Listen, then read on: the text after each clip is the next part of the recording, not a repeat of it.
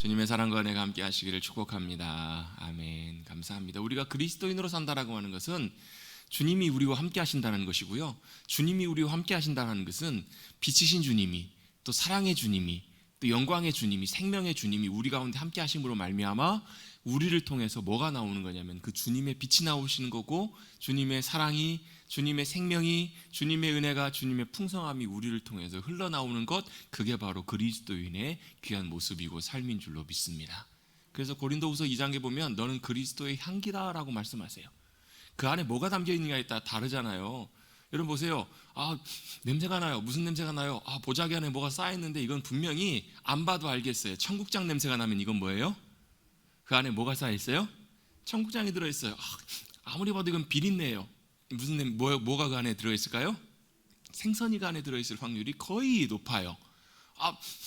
무슨 냄새가 나요? 똥 냄새가 나요. 저희 집에 아직까지 아이가 기저귀를 쓰기 때문에 기저귀를 이렇게 쓰레기통에다 넣는데요. 요즘 애가 맨날 왔다 갔다 하면서 이것저것 다 들썩들썩 거리거든요. 쓰레기통을 한번 열고 나면 온 집안에 그 냄새가 그냥 아주 그냥 온 집안에 가득합니다. 뭐 때문에 그래요? 거기 안에? 감사합니다.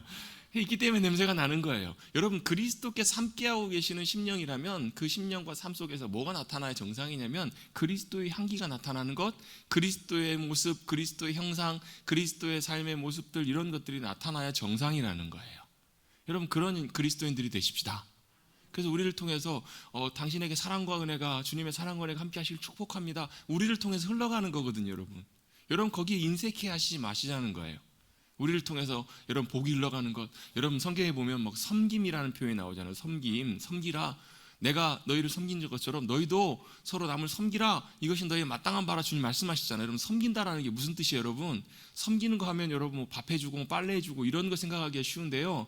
어떤 목사님이 섬김을 이렇게 정의하셨는데 참 정리를 잘하신 것 같아요. 나보다 남을 성공시키는 거, 이게 성공이래요. 근데 그 말이 듣고 보니까 참 적절한 섬김에 대한 중요한 의미더라고요. 나보다 남을 더 성공시키는 것, 여러분 이거 쉽지가 않거든요. 여러분 보세요. 내가 옆에 있는 사람을 잘 해줬어요. 나보다 좀 자격도 없고 부족하고 나보다 아무것도 아닌 사람이, 못한 사람인데 내가 그 사람을 도와주기 시작했어요. 섬겨주기 시작했어요. 나중에 그 사람이 자기보다 더 인정받고 더 대단해지고 더 막 능력 있고 더 막 돈도 많이 벌고 이런 사람이 됐어요. 여러분 어떠실래요? 여러분 어떠시겠어요? 쉽게 여러분 밑에 있는 직원을 여러분 잘 가르치고 잘 해가지고 그 직원이 나중에 옆에 가가지고 가게를 차렸는데 그 가게가 더 잘 돼요, 여러분.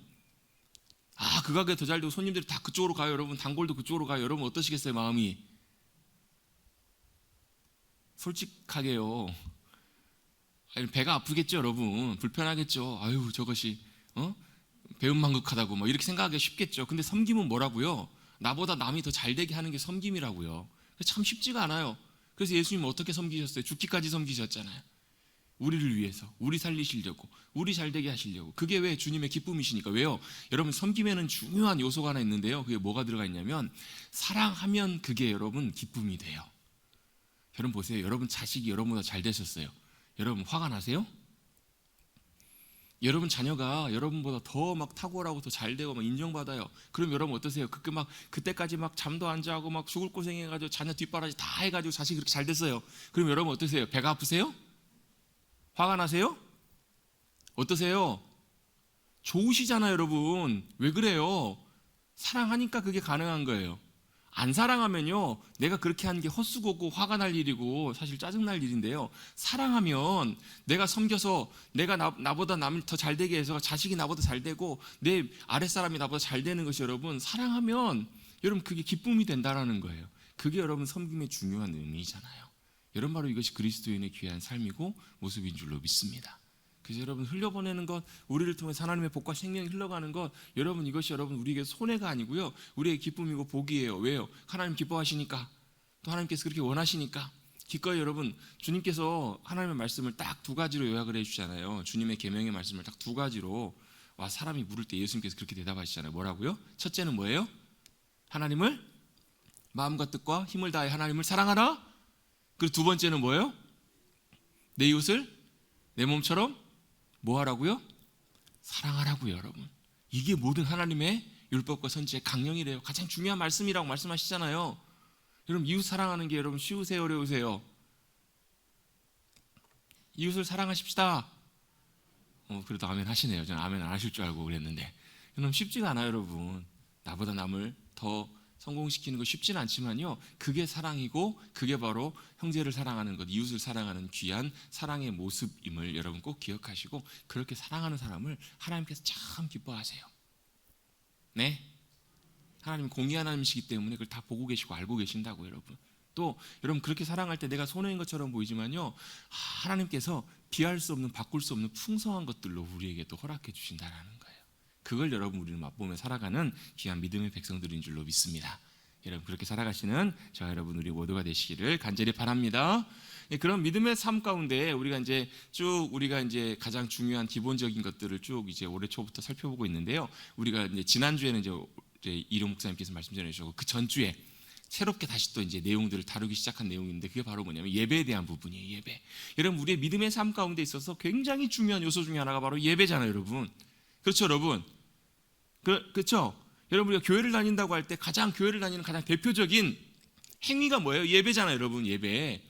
그래서 여러분 우리가 신앙생활할 때 제일 중요한 것 중에 하나가 예배인데요. 여러분 단순히 예배는 그냥 우리의 신앙의 어떤 하나 형식, 형태, 우리의 종교 생활의 하나 모습이 아니라요, 하나님 앞에 나아가는 가장 중요한 영적인 사건이고 순간이라는 것을 여러분 우리는 기억하셔야 돼요. 여러분 자, 신앙이 뭐예요? 믿음 생활한다는 게 뭐예요? 하나님과 우리와의 관계예요. 무슨 관계예요? 여러분 요한일서에 보면요, 그렇게 사도 요한이 그렇게 기록을 해요. 하나님께서 뭐하게 하셨다? 우리에게 교제의 기쁨을 주셨다라는 거예요. 하나님과 우리의 교제의 기쁨을 나누게 하셨다. 하나님 미쁘셔서 우리와 뭐 하셨다고요? 하나님과 우리가 사귐, 교제. 이게 뭐예요? 관계예요, 관계. 여러분 아무나 사귀지 않잖아요, 여러분. 아무나 관계를 맺고 살아가지 않아요. 누구를요? 만나보고 그 사람과 내가 특별한 관계가 되었을 때 그 사람과의 뭐가 관계가 열려요? 사귐의 관계가 열리잖아요. 여러분 하나님과 우리는 그런 귀한 사랑의 관계로 연결된 줄로 믿습니다. 그게 바로 우리의 신앙의 가장 중요한 핵심이에요. 우리 신앙생활을 신앙을 한마디로 줄여보면 하나님과 우리와의 사랑의 관계예요. 그게 바로 우리의 신앙의 가장 핵심적인 내용이에요. 그 사랑의 관계에 있어서 가장 중요한 역할, 가장 중요한 본질적인 부분들이 바로 뭐냐면 저를 따라서 같이 한번 해보겠습니다. 예배라는 거예요. 예배. 왜요? 하나님과의 우리의 관계 속에서 우리를 부르신 하나님 앞에 나아가는 것이 예배니까. 나아가는 순간, 나아가는 사건, 가장 중요한 영적인 순간이 바로 예배의 시간이고 예배의 순간이기 때문에 그래요, 여러분. 여러분 근데 사실 우리는 이런 부분들을 굉장히 많이 놓칠 때가 많아요. 예배 드릴 때 보면 어떨 때 보면 막 무슨 예배가 이렇게 많아, 이런 생각이 들 때도 있죠. 그냥 여러분 아무 생각 없이 그냥 의무적으로 드려야 되니까 예배 나올 때도 있어요. 그런데 여러분 생각해 보세요. 여러분 만약에 여러분 미국 대통령이 여러분을 초대해가지고 백악관을 가게 됐다. 여러분 어떤 마음으로 가실래요? 굉장히 설레는 마음으로 가시지 않겠어요? 굉장히 영광스러운 마음으로 가시지 않겠냐고. 여러분 너의 일이고 먼 일이고 있을 수 없는 일이니까 그렇겠다 싶으시겠지만 진짜 여러분이 영광스러운 자리, 정말 좋은 자리, 좀 이런 얘기 좀 들긴 좀 뭐하지만 제가 요즘에 연세 있으신 분들이 너무너무 좋아하시더라고. 임영웅, 우리 권사님 집사님 중에서 좋아하시는 분들 계시죠? 임영웅 콘서트 보니까 아주 난리더라고요. 보니까 아주 그냥 대단하더라고요. 막 열광을 하세요. 막 10대 소녀가 다들 되셔가지고 제가 알기로는 다 그분들이 70대이신 분들도 많으신데 10대처럼 똑같이 그렇게 막 모자 다 맞춰 쓰고 옷 다 입고 그것만 보면 그냥 10대인지 70대인지 잘 모르겠어요. 가가지고 굉장히 열광해요. 근데 거기서 어때요? 그 가수가 딱 눈이 마주쳐서 불러가지고 무대로 싹 끌어올려요. 어떤 마음이 올라가시겠어요, 여러분? 그것도 별로 와닿지가 않으신 것 같아요. 여러분 얼마나 여러분 사실 가슴 벅차고 감격스럽겠냐고. 여러분 근데요, 그것과 비교할 수 없을 만큼, 그것과 여러분 비교할 수 없을 만큼 귀한 순간이 바로 뭐냐면 하나님께서 우리를 부르셔서 우리가 하나님 앞에 믿음으로 나가는 그 예배의 시간이고 순간이라는 거예요. 그럼 정말 중요한 사람이 불렀는데, 정말 중요한 자리에 불렀는데 나 지금 바쁜 약속 있어 못 간다고, 나 못 가겠다고, 이러면 뭐 하는 거예요? 지금 그분보다 내 일이 더 중요하다라고 생각하는 거잖아요. 그럼 그분 입장에서 어때요? 내가 그거보다 못한 존재인가? 그러면서 어떻게 하겠어요? 굉장히 불쾌하겠죠. 또 거들떠 보지도 않겠죠. 이제 그래, 마음대로 하라고. 내가 당신을 그렇게 인정해주고 내가 당신을 불렀는데 나를 그렇게 하찮게 됐다고 이런 마음이 들 수도 있겠죠. 부른 사람 입장에서는. 여러분 이와 마찬가지로 여러분 예배가 하나님 앞에 믿음으로 나가는 시간이고 순간이고 여러분 우리 하나님 앞에 믿음으로 나가는 것이라면 그 자리라면 여러분 그 예배의 모든 순간과 시간은 정말로 영광스럽고 귀하고 감격스러운 가장 중요하고 여러분 우리의 삶 가운데 어느 것과도 비교할 수 없는 가장 우선순위에 놓여야 되는 가장 중요한 것인 줄로 믿습니다. 그래야 된다라는 거예요. 예배는요. 그래서 여러분 예배는 주님 앞에 주님께서 부르신 주님 앞에 믿음으로 나아가는 순간이라면 예배에는 여러분 뭐가 담겨 있어야 되냐면 예배 형식과 순서보다 더 중요한 것이 예배 본질이 그 안에 담겨 있어야 된다라는 거예요. 여러분 지지난주에 우리 함께 나눴던 내용들을 제가 잠깐 복습하고 나눌 텐데요. 여러분 예배는요 우리가 예배를 드리는 이 순서 시간 이것들도 중요한 의미가 있겠지만 이거보다 더 중요한 게 뭐냐면요 예배 형식보다 우리가 이 시간에 와서 예배 순서대로 다 예배를 드리는 것보다 그 안에 뭐가 있어야 된다고요?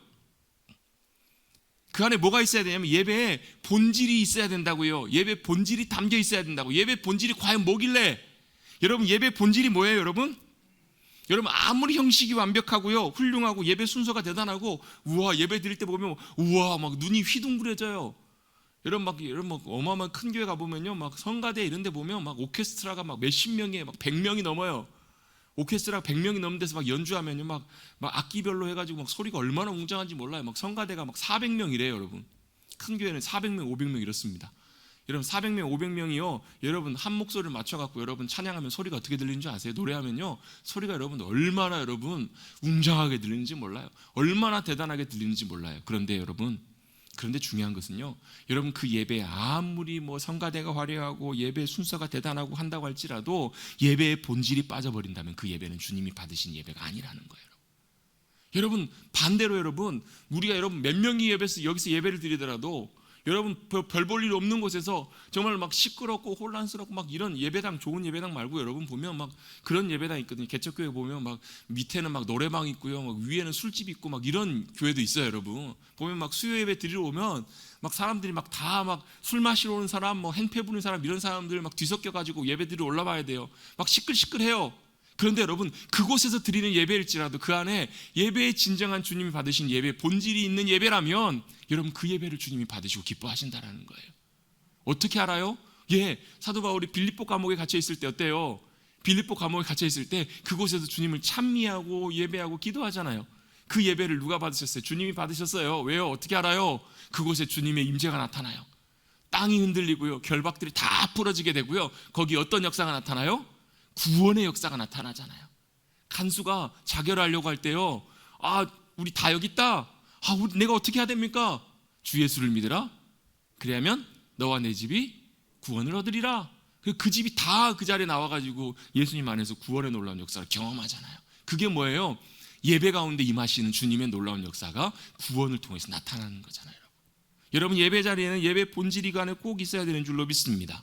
여러분 예배 성경에서 보면요 가장 구체적으로 처음 나오는 장면이 어디 나오냐면 창세기 4장에 나와요. 창세기 4장이 뭐예요? 가인과 아벨의 이야기예요. 가인과 아벨의 얘기, 창조의 이야기가 끝나고 에덴에서 쫓겨난 다음에 제일 먼저 나오는 얘기가 무슨 얘기냐면 예배에 대한 이야기예요. 자, 가인과 아벨이 뭘 해요? 하나님 앞에 뭐 하고 있나요? 제사를 드려요. 제사는 지금 우리 표현으로 바꿔보면 예배를 드려요. 예배를 드리는데 어떻게 예배를 드리는가? 가인은 자기가 열심히 수고해서 수확한 그 곡식들을 가지고 그 재물을 가지고 하나님 앞에 예배를 드려요. 아벨은 자기가 열심히 기르고 길렀던 양을 가지고 하나님 앞에 양을 드려서 하나님 앞에 제사를 드려요. 하나님께서 뭘 받으셨어요? 여러분 성경을 잘 읽어보면 이렇게 표현되어 있습니다. 가인과 가인의 재물은 주님이 안 받으셨어요. 그런데 아벨과 아벨의 재물은 주님이 받으셨어요. 자 보세요. 우리가 예배하면 하나님 앞에 드리는 것 이걸 우리가 이제 하나님께서 받으신다. 그러면 제사를 드리니까 제사를 드리는 재물을 하나님께서 받으시겠다. 이걸 보면 이걸 갖고 우리가 생각하기 쉬운데요. 사실 하나님께서는 뭘 받으셨냐면 아벨과 아벨의 재물을 받으신 거예요. 여러분 예배는요 주님이 뭘 받으신 것인가? 여러분 받으셨다라는 표현이 되어 있는데 옛날 성경에 보면 연락하셨다, 연락되었다 이렇게 표현되어 있거든요. 이 표현의 원래 단어의 의미는 무슨 말이냐면 샤라는 말인데 바라보신다라는 말. 바라본다, 응시한다. 바라본다, 응시한다라는 거예요. 그래서 용납하다, 용서하다, 받아들여진다라는 의미로 이렇게 확장되는데 이게 바로 예배의 참된 의미라는 거예요. 하나님이 뭐 하시는 거예요? 바라보시는 거예요. 보시는 거예요. 또 받아들여 주시는 거예요. 이게 진짜 예배의 중요한 의미라는 거예요. 뭘 받으셨어요? 우리 그래서 옛날 목사님들이 이렇게도 많이 설명하셨거든요. 예배를 드릴 때는 어린 양의 피를 드려야지, 곡식을 드려가지고 하나님께서 안 받으셨다. 근데 이거는 죄송한 얘기지만 성경적인 근거는 전혀 없어요. 왜요? 거기서 나오는 제사가 오늘 우리가 읽었던 레위기 2장에 나와 있는 소제와 똑같은 단어를 사용하거든요. 창세기 4장에 나오는 그 제사가요, 민하라는 제사인데 그 민하라는 제사가 한글 성경에서 뭐라고 번역되어 있냐면 소제라고 번역이 되어 있어요. 그러면 하나님께서 소제는 안 받으셔야 되는데 소제도 명령하셨거든요. 중요한 것은 뭐 곡식을 바쳤는가 양을 바쳤는가 그거보다 더 중요한 것이 하나님이 뭘 받으셨냐면 가인은 안 받으시고 아벨을 받으셨다라는 거예요. 아벨 전 존재 삶을 하나님께서 받으신 거예요. 뿐만 아니라 아벨이 드리는 예물까지도 당연히 그러셨기 때문에 받으신 거예요. 여러분, 하나님께서는 우리를 받기를 원하시는 줄로 믿습니다. 우리의 마음과 중심과 우리의 삶을 연합하기를 원하세요. 그게 바로 주님이 기뻐하시는 산제사입니다.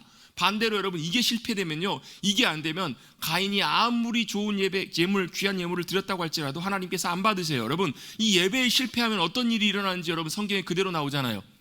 그 이후에 어떤 일들이 벌어져요? 가인의 안색이 변해요. 얼굴이 땅에 떨어져. 이 말은 무슨 얘기냐면 마음이 상했다는 얘기예요.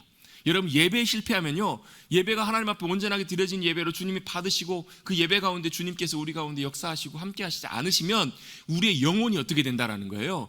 우리의 마음이 상해요. 우리의 영혼이 상해요.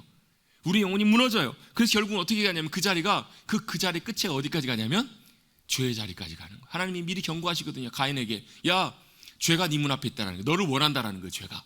그런데 죄에 매이지 말라는 거예요. 죄를 이기라고 주님께서 말씀하세요. 거기에 붙들려 가지 마라. 근데 결국은 그 죄가 가인을 사로잡아요.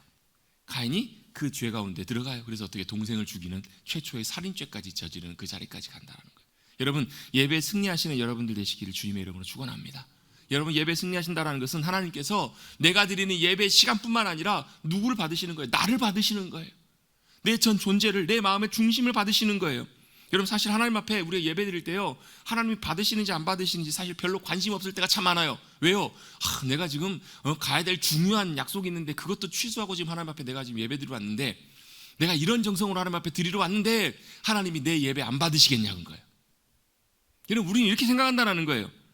내가 지금 얼마나 할 일도 많고 이런데 이걸 하나님 앞에 드리고 있는데 이걸 안 받으시겠냐. 이게 여러분 중요한 것이 아니라는 거예요. 여러분, 하나님께서 받으시는가 안 달리시는가는 우리에게 달려있는 것이 아니라는 거예요. 여러분, 우리는 그런 경우 되게 많거든요. 하나님이 받으시는 예배, 연락하신 예배가 돼야 되는데 굉장히 여러분, 우리는 형식적으로 예배 드릴 때 굉장히 많거든요. 예를 하나 들어보겠습니다. 이런 경우가 있잖아요. 여러분, 우리가 보통 무슨 뭐 야외 예배나 어떤 행사나 이런 것들이 있을 때 우리가 그거 가게 되면 제일 먼저 뭘 하나요? 제일 먼저 뭐 하죠? 제일 먼저 뭐 하세요, 여러분? 네? 예배를 드리잖아요, 여러분. 일부러 예배를 드려요. 처음 시간으로. 뭐 그것 자체는 사실 참 좋아요. 모든 걸 시작할 때 먼저 하나님 앞에 예배를 드리고 시작하는 것, 먼저 첫 시간이니까 드리는 건 참 중요한데, 여러분, 우리가 그렇게 예배 드릴 때요, 우리의 관심과 마음이 어디가 있냐면 그 뒤에 있을 행사에 거의 대부분 많이 가 있는 경우들이 참 많아요. 그래서 이제 빨리 끝나고 빨리 뭐 야유회를 하고 뭐 체육대회를 하고 이런 거에 마음이 가 있는 경우들이 굉장히 많아요. 근데 여러분, 우리가 드리는 예배는요, 우리가 5분을 드리든 10분을 드리든 우리의 모든 예배는 여러분, 하나님께 우리의 모든 것이 드려져야 된다라는 거예요.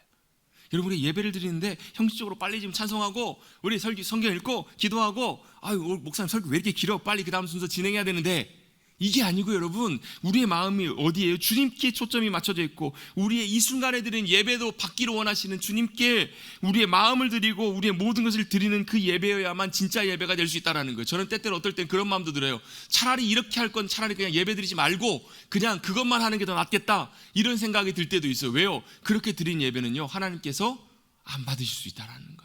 연락하시지 않으실 수 있다는 거예요. 차라리 여러분, 그런 예배는 안 드린 예배 안 드리는 것이 훨씬 더 나을 수 있다는 거예요. 예배는 여러분, 주님이 받으셔야만 돼요. 여러분, 예배는 주님이 연락하셔야 되는 그런 예배가 진짜 예배라는 거예요. 여러분, 그렇게 주님께서 우리 예배를 받으시면 어떤 일들이 벌어지냐면요, 주님이 우리 예배 가운데 임하세요. 찾아오세요. 그래서 여러분, 어떤 역사가 벌어지냐면 그 여러분 예배 가운데 임하시는 그 주님을 만나고 경험할 수 있어요. 어떤 주님이요? 와, 주님이 크고 놀라우신 주님이시구나. 신실하신 하나님이시구나. 변하지 않는, 여전히 나를 바라보고 계시고 나와 함께하고 계시는, 나를 사랑하시고 역사하시는, 그래서 그 주님의 위대하심을, 그 주님의 놀라우신 전능하신 하나님을 우리가 어떻게 해요? 기쁨으로 바라보며 높이며 감사할 수 있다는 거예요. 그래서 여러분, 내 삶에 여전히 말씀하시고 인도하고 계시는 그 주님을 만날 수 있는 예배가 바로 정말로 주님이 함께 하시는 귀한 예배인 줄로 믿습니다. 반대로 주님이 우리 예배를 받지 않으시면요, 우리 예배 가운데 주님의 임재가 함께 하시지 않아요. 그럼 어떤 일이 벌어지냐면 말 그대로 그냥 순서만 진행하는 거예요. 그냥 이 자리에 왔다 그냥 가는 거예요. 그럼 어때요? 하늘의 은혜와 평강과 풍성한 생명을 맛보지 못한다라는 거예요. 그럼 여러분, 이것들이 계속 악순환이 되고 반복이 될 수 있어요. 여러분, 우리 예배는 여러분 하나님을 향한 간절한 사모함과 간절한 열망으로 주님 앞에 나가야 합니다. 어떻다고요? 여러분, 예배는요, 간절한 주님을 향한 사모함과 열망을 가지고 주님 앞에 나오는 거예요.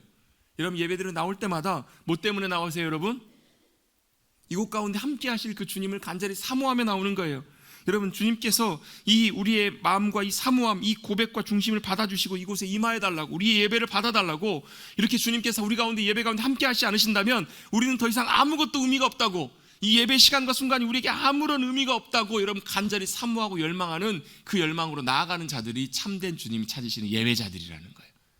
여러분, 성경에 이렇게 믿음으로 살았던 이들은 이런 마음을 갖고 살았어요. 시편에 보면 다윗이 그랬고요. 그래서 다윗이 얼마나 주님을 간절히 열망했는지 몰라요. 시편 기자 시편 여러분 42편에 보면 뭐라고 고백하냐면, 사슴이 시냇물을 찾는 것처럼 내 영혼이 주님을 간절히 열망합니다. 갈망합니다. 여러분, 사슴은요, 목이 마르면 물을 마시지 않으면 이게 식도가 이렇게 붙어서 죽는다고 해요. 이거 뭐예요? 사슴은 시냇물을 찾을 때요, 목숨 걸어놓고 찾아요. 발견 못하면 내가 죽는다라는 그런 심정으로. 여러분, 주님을 사모하고 찾을 때 어떤 심정으로요? 주님, 예배 가운데 주님께서 함께 하시지 않으시면 저는 살 수가 없습니다. 저는 아무것도 할 수 없습니다. 주님이 정말로 예배 가운데 함께 해주셔야 됩니다. 이런 열망과 사모함으로 나아가는 것, 이게 바로 예배자에 있어서 중요한 하나님을 향한 열망이라는 거예요. 여러분, 이런 사모함으로 주님 앞에 나가는 10년 가운데 주님께서 찾아와 주실 줄로 믿습니다. 여러분, 이러한 열망과 사모함으로 주님 앞에 나가서 뭐 하는 게 예배냐면요, 우리가 지난 시간에 한번 살펴봤는데요, 예배는 뭐 하는 거냐면, 예배, 에베드, 다 이런 단어들이, 프로스키네오, 이런 단어들이 거의 대부분 공통적으로 의미하는 개념이 있는데요, 엎드리다라는 의미가 있어요. 자, 예배는 뭐 하는 거냐면요, 엎드리는 거예요. 구체적으로 누구 앞에요? 하나님 앞에 엎드리는 거예요. 하나님 앞에 엎드려지는 거예요. 여러분, 우리가 왜 주님 앞에 엎드려지는 것이 필요한가? 아까 제가 예배 때 주님이 연락하시는 예배에는 뭐가 있냐면요, 주님이 그 예배 가운데 임재하신다고, 찾아오신다고요. 그래서 주님이 어떤 분이신지, 얼마나 위대하신 분이신, 전능하신 하나님이신지를 우리가 예배 가운데 알 수 있다고, 깨달을 수 있다고. 그걸 누가 하시냐면요, 성령님이 하세요. 누가 하신다고요? 성령님이 하세요. 그걸 성경에서 뭐라고 하냐면 성령님의 조명하심, 이렇게 표현해요. 성령님이 비춰주시는 거예요. 우리가 알긴 알았는데 이걸 어떻게 알아요? 성령님이 지혜와 계시형으로 역사해 주셔서 우리 가운데 조명해 주시면 이걸 실제로 분명히 알게 돼요. 깨닫게 돼요. 그러면 어떻게 돼요? 그 크신 하나님 앞에서 우리가 어떻게 돼요? 자동적으로 엎드리지 말라 할 필요도 없이요, 그냥 그 앞에 엎드려진다니까요. 여러분, 이런 성령님께서 깨닫게 하시는 은혜가 함께 하시기를 축복합니다. 이 깨달아지면요, 그냥 엎드려져요. 그 앞에 우리가 엎드려질 수밖에 없어요. 경배할 수밖에 없어요. 그 앞에서 엎드려서 뭐예요? 주님은 높으신 분이십니다. 위대하신 분이십니다. 우리의 찬양과 찬사를 받기에 합당하신 분이십니다. 주님은 정말로 크고 위대하신 분이십니다. 우리 여러분 지난주에 찬양하면서 수요일날 이 찬양했잖아요. 주 하나님 지으신 모든 세계를 바라봤더니, 그거 여러분 안 바라봐도요, 성령님께서 우리 심령 속에 깨닫게 하시고 알게 하시면 주님이 얼마나 크고 위대하신 분이신지, 대단하신 분이신지를 우리 영혼 속에 깨닫고 고백하는 고백이 이 고백이에요. 주님의 높고 위대하심을 내 영혼이 찬양합니다. 주님의 높고 위대하심을 내 영혼이, 내 삶이, 내 모든 것이 찬양합니다. 이게 여러분 얼마나 감격스러웠으면, 다윗은 여러분 사울이 죽이려고 해가지고 찾아오는, 그래서 막 쫓기다가 굴 안에 갇혀가지고 독안에 든 쥐잖아요. 그 안에 사람 앞에 기도하면서, 하나님, 내가 이제 독안에 든 쥐입니다. 어떻게 합니까? 그 와중에 뭘 깨달아요, 다윗이? 그럼에도 불구하고 모든 대적들이 다 나를 죽이려고 쫓아온다고 할지라도 주님이 나와 함께 하시기에 내 생명과 내 인생과 모든 것은 주님의 손에 달려있네요. 주님이 나의 삶을 붙잡고 인도하고 계시네요. 그 사실을 다윗이 깨닫게 돼요. 그 크고 위대하신 놀라우신 주님이 나의 하나님이심이 깨달아지니까요, 다윗이 뭐라고 고백하냐면, 내가 마음에 작정하고 작정했다라는 거예요. 내 마음이 확정되고 확정되었사오니 이제 내가 뭐 하겠다고요? 여러분 막 염려하고 걱정하고 죽을 위험 앞에서 여러분 생각해 보세요. 여러분 이제 내일이면 죽는다. 병원에 갔더니 의사 선생님이 아유 죄송합니다. 어떻게 합니까? 안타까워서 어떻게 해요? 이제 2달도 못 살게 생겼습니다. 여러분 이런 진단을 받으셨으면 여러분 마음이 어떠시겠어요? 여러분 청천벽력 같지 않으시겠어요? 여러분 그 와중에 뭐가 깨달아져요? 다윗이 딱 그런 상황이었어요. 근데 그 와중에 와 하나님이 얼마나 위대하시고 얼마나 놀라우신 분이시니까 다윗이 깨달아진 거예요. 그랬더니 다윗이 다른 거 다 제쳐두고요. 지금 죽고 사는 문제가 중요한 게 아니라 내 마음이 확정됐다라는 거예요. 내가 그 크신 주님을 높이며 찬양하겠습니다. 내가 새벽을 깨우리. 이게 무슨 말이에요? 지금 밤이 깊었는데 내가 빨리 지금 새벽을 끌어당겨가지고 새벽을 깨우고 내가 만민 중에서 그 주님을 찬양하겠습니다. 높이겠습니다. 비파와 수구마 깰지어다 주님을 찬양하라. 이런 고백을 다윗이 하고 있는 거예요. 여러분 이게 바로 뭐예요? 이게 바로 찬양이고요. 이게 바로 경배이고요. 이게 바로 예배라는 거예요. 여러분 이런 예배를 주님께서 우리 가운데 기대하고 계시는 줄로 믿습니다. 그래서 예배는 뭐예요? 엎드리는 거예요. 그냥 여러분 물론 그냥 억지로 엎드려도요 우리 가운데 놀라운 영적인 변화들이 일어나기도 해요. 내가 엎드려 보면요 실제로 굴복하고 여러분 그래서 절에 가면 여러분 절에서는 뭘 그렇게 많이 시켜요? 절에서는 절을 많이 시켜요. 그래서 절인가 봐요. 죄송합니다. 절에서는요 뭐 108번 절해라 뭐 1000번 절해라 3000번 절해. 여러분 그렇게 절 해보신 분 여기 계세요? 아마 옛날에 절 다니신 분 해보신 분들 계실 거예요. 여러분 그렇게 절하면요 아무 생각이 안 나요. 완전히 그 앞에서 무너져요. 다 완전히 뭐 잡념 이런 거 다 사라지고요. 그거밖에 생각 안 나요. 그러니까 거기에 막 정성스럽게 집중될 수밖에 없죠. 여러분 절에서도 그렇게 절을 해요. 근데 여러분 그 우상과는 비교할 수 없는 어떤 목사님이 그런 얘기를 하시더라고요. 어렸을 때 그 동네에 유명한 절이 있었는데 이제 놀다 보니까 막 그 절에 이제 유명하니까 거기도 많이 놀러도 다니기도 하고 학교 소풍도 거기도 많이 가고 심지어는 교회에서도 뭐 교회 학교 소풍도 뭐 거기 놀기가 좋으니까 절로도 많이 가셨다는 거예요. 그러니까 친구들끼리라도 많이 막 놀러도 다니고 했는데 하루는 뭐 놀러 갔는데 개울가에 가는 개울가에 뭐가 이렇게 봤는데 깜짝 놀랐다는 거. 뭔가 봤더니 막 손목이 이렇게 있고 막 이렇게 봤더니 마네킹처럼 이게 빠져 있는 거예요. 뭔가 봤더니 불상이 더러워져 가지고 불상을 이렇게 이제 이걸 빼가지고 분해를 해가지고 거기서 씻고 있더라는 거예요. 어린애들이 보면서 얼마나 하니까 보면 처음에는 놀랬겠어요. 근데 봤더니 그게 뭐예요? 절에서 가서 이렇게 절하는 불상을 더러워지니까 빼가지고 분해를 해가지고 씻고 있더라는 거예요. 그걸 보면서 막 애들이 있으니까 막 거기 중들이 와가지고 막 쫓아내고 막 혼내고 막 이렇게 더라는 거예요. 어린 마음에 뭐가 알아요? 아 그렇구나. 저것은 진짜 신이 아니겠구나. 그런 마음이 들더라는 거예요. 여러분 그 아무것도 아닌 그 우상 돌덩어리 여러분 그 금으로 돼 있지만 실제로 그 부속이나 이런 것들은 뭐 나무로도 많이 돼 있나 봐요. 뭐 저는 안 가봐 잘 모르겠어요. 궁금하시면 한번 가서 쪼개 보십시다. 아니 모르겠어요. 나무로 돼 있는지 뭐 돌로 돼 있는지 모르겠지만 여러분 그것도 여러분 신이라고 섬기며 사람들이 그렇게 절하는데 여러분 만왕의 왕이시고 참 하나님이신 참 신신 하나님 앞에 우리가 나아갈 때 엎드리는 것이 여러분 당연하지 않겠냐는 거예요. 여러분 그 앞에 엎드려 경배하는 것, 절하는 것, 여러분 이렇게 엎드려서 주님을 높이는 것은 여러분 그것이 바로 예배의 목적이기 때문에 그래요, 여러분. 그래서 여러분 예배에 있어서 제일 중요한 게 뭐예요? 예배에서 제일 중요한 게 여러분 뭐예요? 많은 분들은 설교가 제일 중요하다고 말씀하세요. 아니요, 예배에서 제일 중요한 것은요 주님을 높이고 경배하며 찬양하며 높여드리는 것. 그게 여러분 예배에서는 제일 중요한 거예요. 여러분 그래서 우리의 찬양도 사실 점검해 볼 필요가 있어요. 여러분 생일 파티라면 뭐예요? 생일 축하합니다, 생일 축하합니다. 뭐 하고 있는 거예요 지금요? 축하하고 있는 거잖아요. 여러분 생일의 주인공, 생일 맞은 주인공을 여러분 축하해 주는 거잖아요. 기뻐하면서 축복하면서 이렇게 높여주는 거잖아요. 이건 뭐예요? 여러분 생일 파티의 주인공은 바로 그 주인인 그 사람이잖아요. 여러분 예배의 주인은 바로 주님이시라는 거예요. 그 주님을 마치 우리가 어떻게 해요? 주님 찬양합니다. 주님은 우리의 기쁨이 되십니다. 주님은 우리의 승리가 되십니다. 주님은 광대하신 영원하신 신실하신 하나님이십니다. 주님은 위대한 일을 행하셨습니다. 주님은 지금도 놀랍게 역사하십니다. 주님은 여전히 변함없는 하나님이십니다. 우리를 향해서 아들 예수 그리스도까지 내어주시면서 놀라운 사랑과 귀한 은혜를 베풀어 주신 주님이십니다. 이런 것들을 높이며 경배하며 찬양하는 것, 이게 바로 찬양이라는 거예요. 찬송으로 보답할 수 없는 그 크신 은혜, 사랑하는 형제들아 우리가 다 같이 나와서 함께 그 주님을 찬양하자. 이게 여러분 바로 진정한 찬양이라는 거예요. 그 크신 하나님의 사랑, 말로 형용할 수 없는 그 주님의 사랑을 찬양합니다. 이게 바로 뭐라고요? 이게 바로 경배이고 찬양이고 예배의 가장 중요한 본질적인 부분들이라는 거예요. 여러분, 예배는 주님을 높이며 주님을 사모하며 그 앞에 엎드려 주님을 경배하며 나가는 것, 그게 바로 진정한 예배인 줄로 믿습니다. 여러분, 그렇게 주님 앞에 경배하며 믿음으로 나갈 때 어떻게 해요? 주님이 그곳 가운데 임재하세요. 찾아오세요. 찾아오셔서 뭐 하세요? 우리를 만나주세요. 우리를 만나주시면 뭐 하시는 줄 아세요? 주님이 우리에게 말씀하세요. 그래서 여러분, 설교는요, 말씀은 뭐 하는 시간이냐면 우리 가운데 찾아오시는 주님이 우리에게 말씀하시고 비춰주시고 길을 보여주시고 역사해 주셔서 뭐 하라는 거예요? 야, 잘못된 길들은 돌이켜라. 빗나간 것들은 조정해라.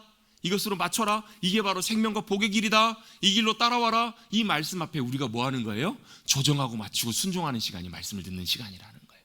그렇게 우리가 결단하고 그렇게 살기를 주님 앞에 마음으로 헌신하고 순종하고 믿음으로 나가길 원할 때, 그때 누가 역사하시냐면 성령님께서 역사하세요. 그래서 여러분, 고린도서 14장에 보면 예배의 세 가지 중요한 요소가 나와요. 찬미의 제사, 찬양과 경배의 예배 제사 첫 번째 나오고, 두 번째는 가르치는 말씀이 나와요. 그렇게 주님께 믿음으로 나가서 온 마음을 다드리며 주님 앞에 나가면 누가 임하신다고요? 그 예배를 받으시는 주님이 오세요. 그래서 뭐 하세요? 말씀하세요. 그 말씀을 듣고 우리가 우리의 삶을 조정하고 맞출 때, 그때 세 번째가 뭐냐면 성령님의 역사하심이 있어요.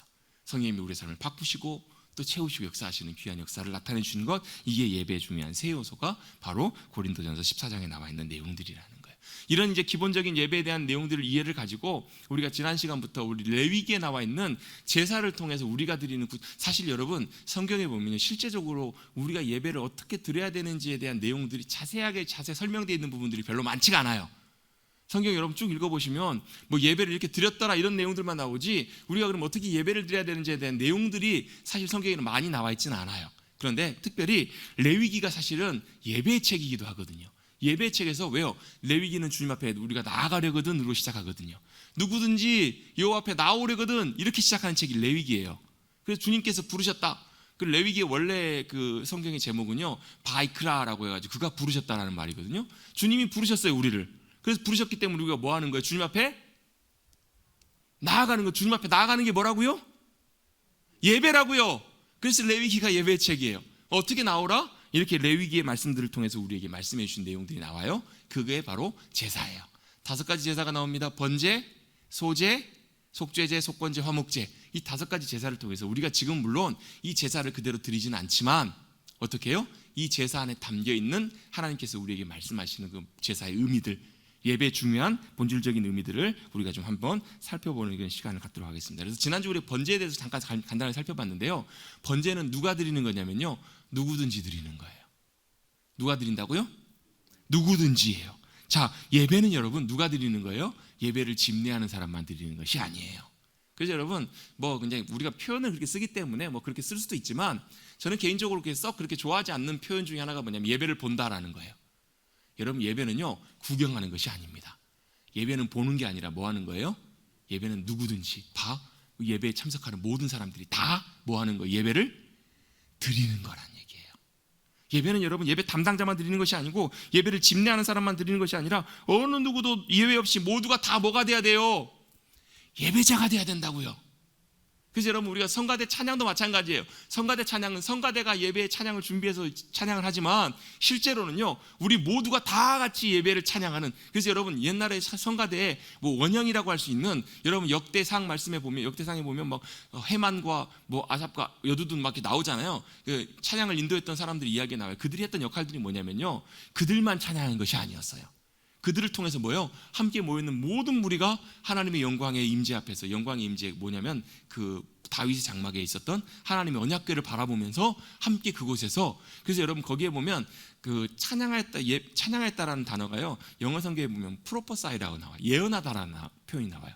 그 말은 무슨 얘기냐면 찬양은 예언적이어야 된다라는 거예요. 그 말은 무슨 얘기냐면, 예언이라는 말은 하나님의 영광을 보고 하나님께서 말씀을 주시는 그것을 전하는 것이 예언이거든요. 결국은 우리의 찬양은 그냥 우리가 하는 것이 아니라 뭐라는 거예요?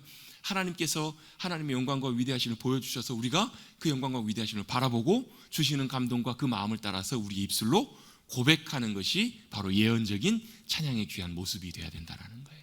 이게 바로 찬양대의 귀한 모습이에요. 그런데 그것은 여러분 찬양대만 찬양하는 것이 아니라 우리 모두가 다 같이 찬양대만 찬양하고 우리는 다 구경하고 있는 거예요. 이게 아니라는 거예요. 여러분 예배는 누가 드리는 거예요? 누구든지 모두가 다 드리는 것이 바로 진정한 번제이고 예배여야 된다는 것. 또 두 번째로요, 흠없는 수컷으로 드리라라고 말씀하세요. 여러분 이것도 여러분 하나하나 따지고 보면 중요한 내용들이 다 굉장히 많아요. 이 탐임이라는 말씀의 의미를 찾아가다 보면요, 뭐 완전한 이런 의미가 있는데 이것도 의미를 찾아가다 보면 굉장히 많아요. 딱 한 가지만 놓고 보면 여러분 흠없는 제물을 주님 앞에 드리기 위해서는요, 흠없는 제물을 찾는 수고와 노력과 시간이 필요하다라는 거예요. 여러분 흠이 있는지를 찾아보려면 다 점검해 봐야 되잖아요. 찾아봐야 되잖아요.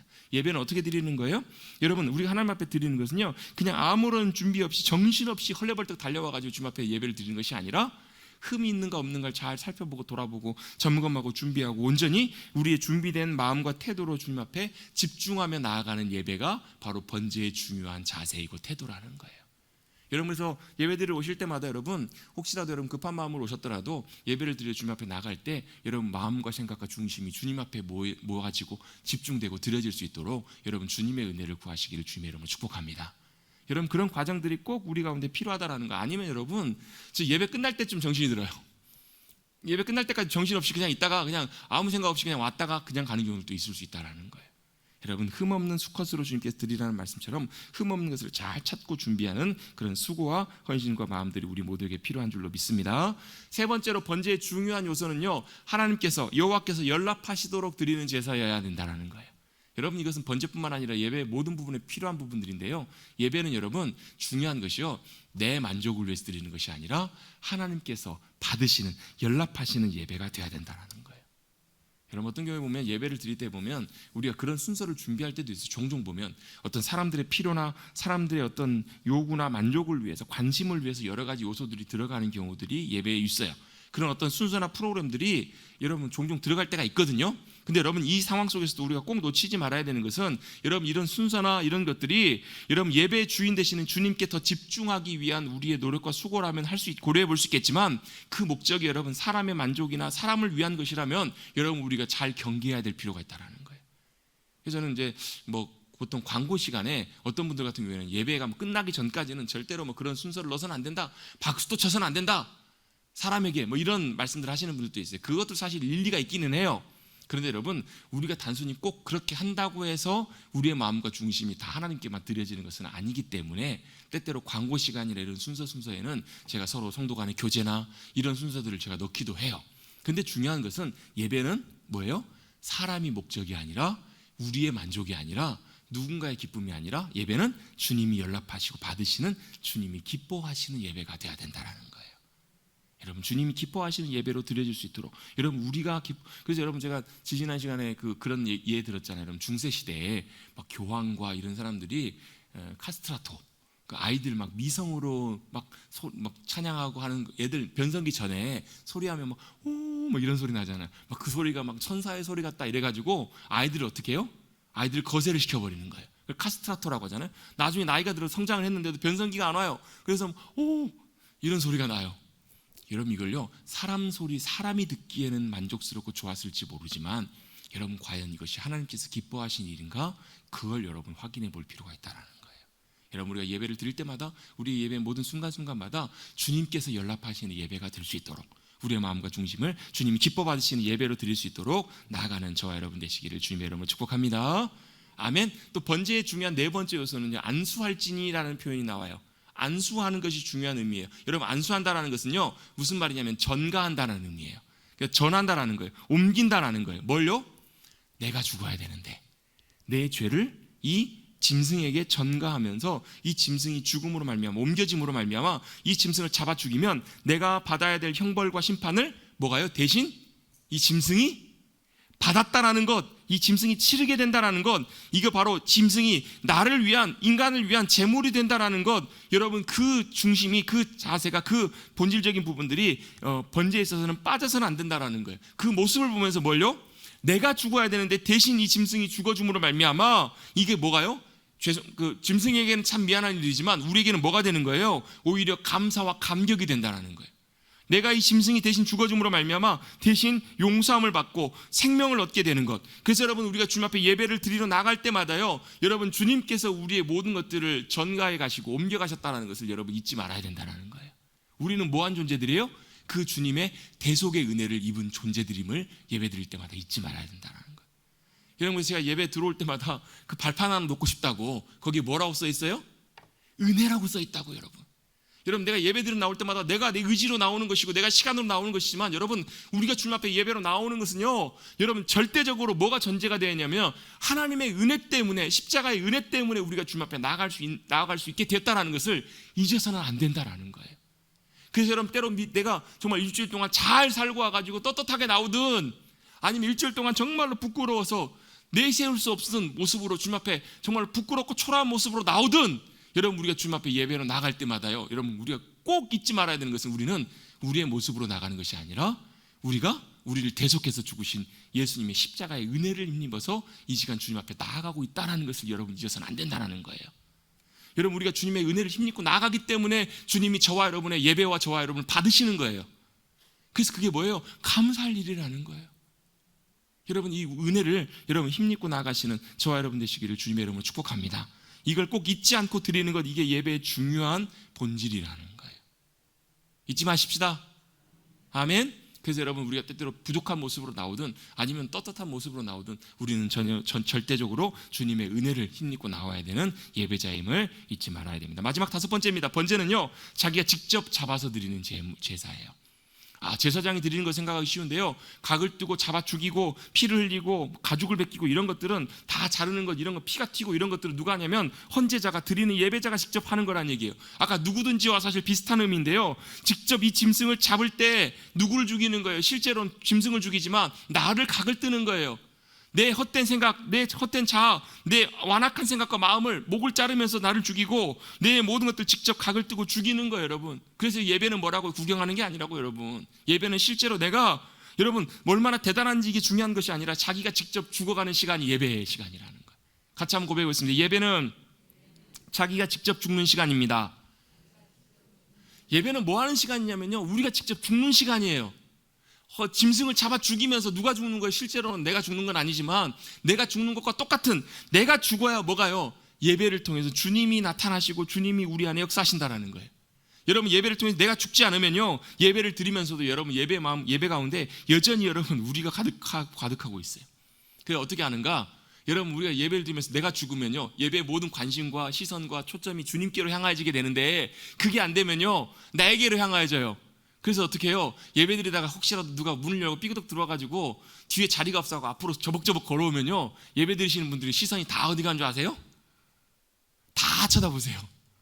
그 뭐 하는 거예요? 그 순간에는 내가 주님 앞에 예배에 집중하지 못하고 있다라는 거예요.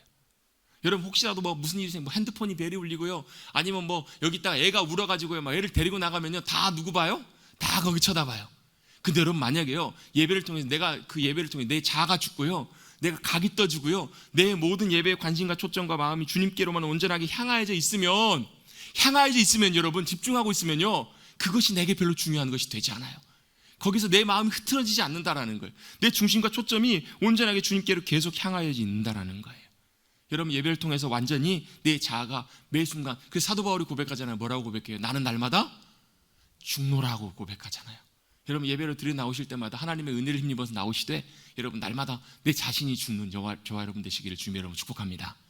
아멘. 내 자신이 죽는 것들이 필요하다라는 거예요. 내 자신이 죽는 거예요. 그럴 때 주님이 거기에 남으세요. 주님의 말씀이 채워져요. 그래서 여러분, 그 주님의 말씀이 채워지고 주님이 남으실 때, 내가 삶의 자리로 나갔을 때도 그 말씀이, 그 주님의 역사하심이 나를 주장해 주신다라는 거예요.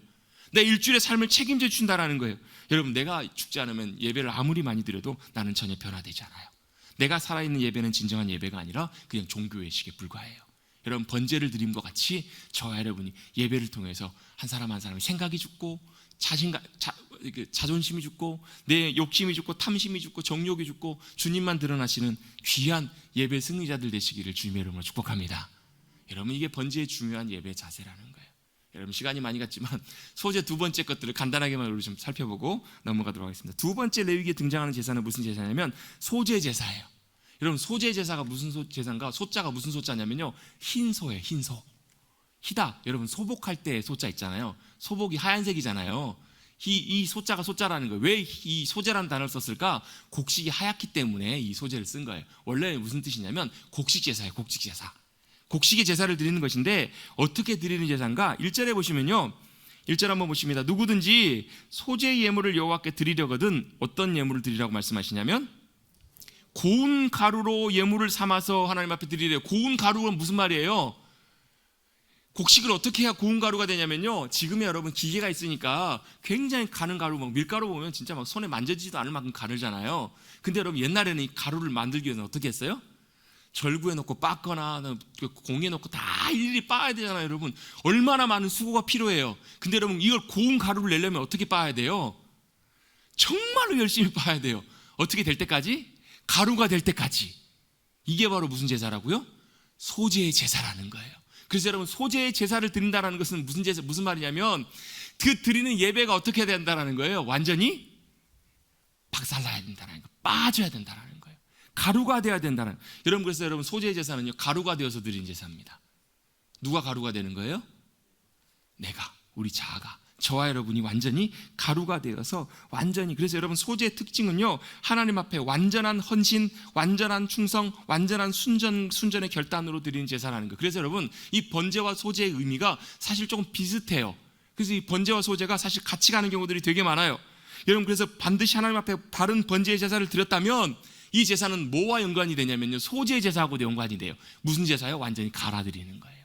내 삶을, 내 모든 것을 완전히 갈아서 헌신과 순종의 제사로 완전히 드려지는 제사가 바로 소재의 제사라는 거예요. 뭘 생각하시면 쉽냐면요, 여러분 옛날에 여러분 용각산 아시죠? 용각산. 용각산 어때요? 소리가 나지 않아요. 왜 소리가 나지 않아요? 완전히 가루가 되어서. 여러분 우리가 드리는 헌신과 제사와 예배가 여러분 소리가 나지 않을 만큼 완전하게 주님 앞에 헌신되어서 드려지는 그런 귀한 제사가 될 때 주님께서 그 소재를 기쁨으로 받으시는 줄로 믿습니다. 나를 완전히 갈아서 어떻게 주님 마음대로 사용하세요. 이게 바로 진정한 소재의 제사라는 거예요. 여러분 이런 소재의 제사로 저와 여러분의 삶을 예배를 드리실 수 있게 되기를 주님의 이름으로 축복합니다. 이렇게 내가 완전히 갈아드려지면 주님께서 그 제사를 기쁨으로 받으신다는 거예요. 근데 여기에요 주님이 뭘 하나를 첨가하라고 하시냐면 예물을 삼아서 기름을 붓고 그 위에 유향을 놓으라 라고 말씀하세요. 자, 기름은 뭘 의미하는가? 기름은 성령님의 기름 부심을 의미해요. 그 예물 가운데 기름 부심, 성령님의 기름 부심이 함께 하셔야 돼요. 또요 유향은요 굉장히 값비싼 거예요. 굉장히 귀한 거예요. 향기예요. 그래서 여러분 이 향기는 성경에서 보면 이 향기가 올라간다는 것은 기도를 의미하기도 해요. 그런데 이 향품과 향기는 굉장히 비싼 거예요. 여러분 쓰다 남은 걸 주님 앞에 드리는 것이 아니에요. 그냥 이따가 적당한 걸 주님 앞에 드리는 것이 아니에요. 뭘 드리는 거예요? 내 삶에 가장 귀하고 존귀한 것. 여러분 마리아가 예수님 돌아가시기 전에 그 값비싼 향 옥합을 깨트려 가지고 예수님의 머리에 붓고 발을 닦잖아요. 그 향품이 얼마였냐면 300데나리온이에요. 대략. 가룟유다는 계산이 빨라요. 여러분 계산이 빠른 것은 여러분 하나님 앞에 소재의 제사하고 적합하지 않습니다. 여러분 계산하는 제사가 소재의 제사가 아니라요 소재의 제사는 계산하지 않고 가장 귀한 것, 가장 값진 것을 주님 앞에 드리는 제사가 소재의 제사예요. 우리는요 드리고 적당하게 어느 정도 보고 남은 것을 주님 앞에 드리기가 쉬워요. 우리의 시간도 그렇잖아요. 우리의 인생도 가장 좋은 노른자는 누구를 위해 써요? 나를 위해 쓸 때가 많은데요 소재의 제사는 그게 아니에요. 가장 시간에 소중한 것을 누구에게 드리는 거예요? 주님 앞에 드리는 거예요. 내 삶의 소유의 가장 소중한 것을 누구 앞에 드리는 거예요? 주님 앞에 드리는 게 소재의 제사라고요. 마리아는 이렇게 드려요. 그래서 하나님께서 그 마리아의 헌신과 예배를 받으세요. 마리아는 무슨 제사를 드린 거예요? 소재의 헌신의 제사를 주님 앞에 드린 거예요. 왜요? 300데나리온이면요 1년 연봉이에요. 1년 연봉이면 최소한 요즘 한 몇천만 원 되잖아요. 여러분 그걸 하나님 앞에 주님 앞에 깨트려 드렸다고요. 여러분 바로 그것이 바로 소재의 제사이고 헌신과 희생의 제사라는 거예요. 주님이 얼마나 기뻐하신지 몰라요. 지금도 여러분 2000년이 지났지만 지금도 여러분 이 마리아의 그 헌신과 예배를 지금도 기억하잖아요. 여러분 우리도 그런 소재의 제사를 드릴 수 있게 되기를 주님의 이름으로 축복합니다. 근데 가룟유다는 어떻게 해요? 계산해요. 계산하고 있으면 여러분 절대 소재의 제사를 못 드리는 것 같아요.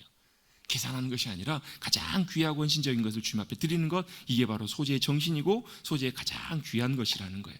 여러분 이렇게 주님 앞에 드리고 나가시는 저와 여러분 되시기를 주님의 이름으로 축복합니다. 이게 소재의 제사의 중요한 의미들이에요. 근데 소재 제사에서 주님이 절대로 섞지 말라고 명령하신 것이 두 가지가 나와요. 바로 뭐냐면 꿀과 누룩이에요.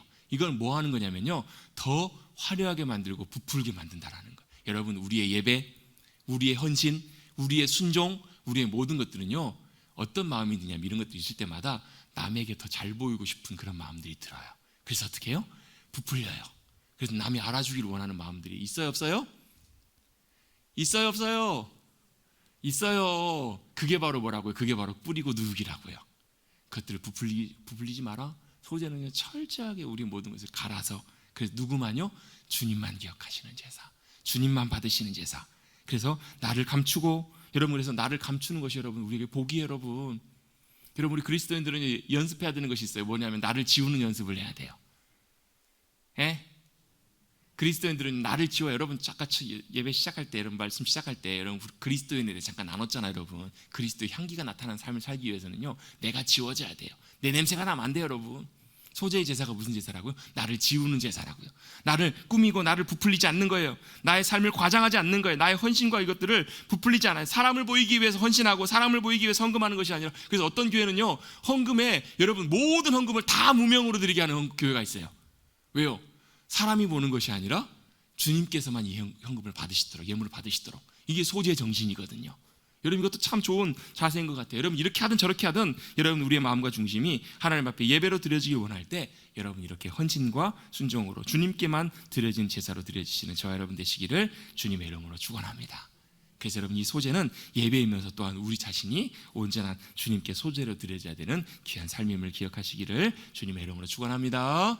축원합니다. 소금은요 안 변하게 하는 거예요. 그래서 소금을 치라. 이 언약에 변치 않는, 이것들 변치 않는 주님의 놀라운 역사하심을 기억하면서 너희도 세상에 뭐가 되라? 빛과 소금이 되라. 이런 것들이 이 안에 포함되어 있다라고 우리가 이렇게 생각해 볼 수 있어요. 여러분 이런 의미를 알고 보면요, 레위기 말씀 여러분 그냥 지루해요? 아니에요? 그냥 단순히 지루하지만은 않죠? 여러분 이 정신이, 이 예배의 귀한 의미들이 여러분 이 시대를 살아가는 우리의 모든 예배의 삶 가운데 나타날 수 있게 되기를 주님의 이름으로 축복합니다. 그래서 정말로 주님이 기뻐 받으시는 귀한 예배를 드림으로 말미암아 우리의 삶이 정말로, 여러분 예배자는요, 정말 주님 기뻐 받으시는 예배를 드린 예배자는 정말로 삶이 복돼요. 그리고 놀랍게 승리하는 삶임을 기억하시고, 또한 우리의 삶에 그런 예배가 회복되는 그런 귀한 삶을 살아가시는 저와 여러분 되시기를 간절히 주님의 이름으로 축복합니다.